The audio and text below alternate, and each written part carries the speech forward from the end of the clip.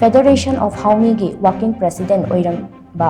Oja Ramthing Hungyo na ikahng khang-houdana Leikhidabada Federation asina Awaba Phongdorakli Federation asigi president sapamcha jadumanina khuyek piduna thadorapa Awaba Phongdokpagi cherol amana hai ngarang ayuk anganbada Federation of Haomee gi working president oiramba Ramthing Hungyo na ikahng khang-houdana Leikhidabada Federation asigi executive members singna general headquarter office ta minute ani tumina leiduna Awaba Phongdokre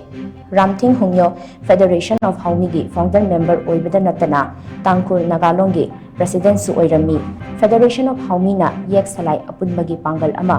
sagalaknaba hotnabada mahakna achouba thaudang kaya lauramkhi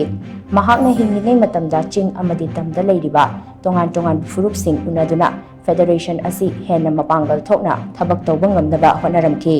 mahakna Leikhidabada mahaki imung manungna nanghoriba awabada Federation of Haomee na saruk yari hainasu cherolasna makatari